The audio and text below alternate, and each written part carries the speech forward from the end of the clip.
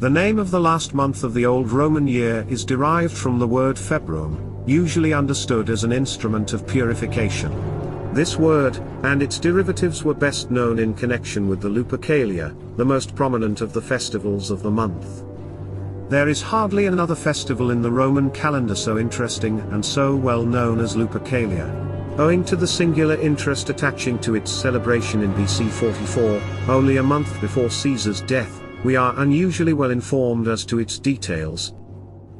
On February 15th, the celebrants of this rite met at the cave called Lupercal, at the foot of the steep southwestern corner of the Palatine Hill.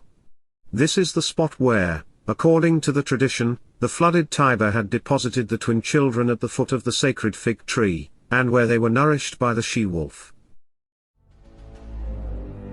The first act of the festival seems to have been the sacrifice of goats, and of a dog, and at the same time were offered sacred cakes made by the Vestals. Next, 2 youths of high rank were brought forward. These had their foreheads smeared with the knife bloody from the slaughter of the victims, and then wiped with wool dipped in milk. As soon as this was done they were obliged to laugh. Then they girt themselves with the skins of the slaughtered goats, and feasted luxuriously, after which they ran round the base of the Palatine Hill, apparently in 2 companies, one led by each of the 2 youths. As they ran they struck at all the women who came near them or offered themselves to their blows, with strips of skin cut from the hides of the same victims, which strips were among the objects which were called by the priests februum. Surviving through the whole Republican period, with a tenacity which the Roman talent for organization alone could give it, the Lupercalia was still further developed for his own purposes by the dictator Caesar, and thenceforward lived on for centuries under his successors into the age of imperial Christianity. It began, as we saw, with the sacrifice of goats and a dog. Unluckily we cannot be sure of the god to whom they were offered, nor of the sacrificing priest. Possibly the name was a secret, for there was a tendency to avoid fixing a god's name in ritual, in order to escape making mistakes, and so offending him.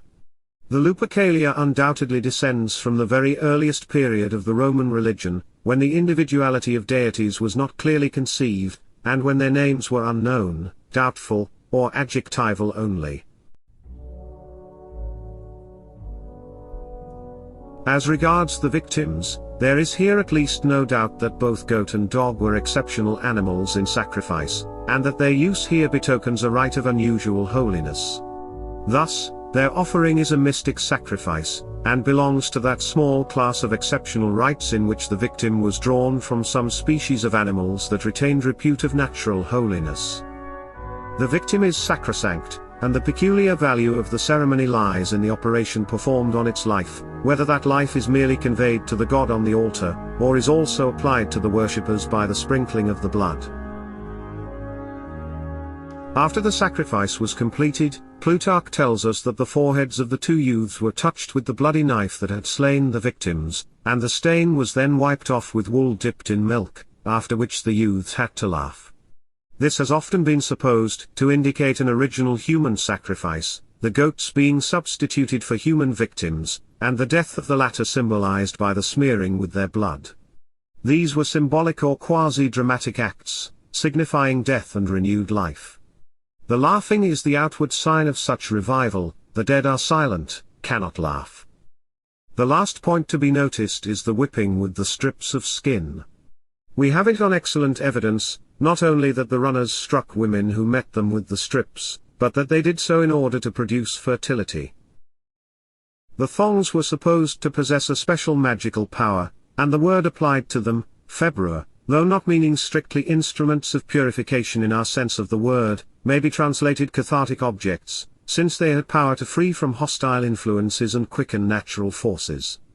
And those who wielded them were regarded in some at least as priests or magicians. They were naked but for the goat skins, and probably had wreaths on their heads.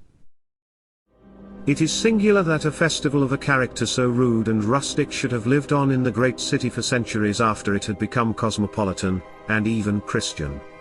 This is one of the many results due to the religious enterprise of Augustus, who rebuilt the decayed Lupercal, and set the feast on a new footing.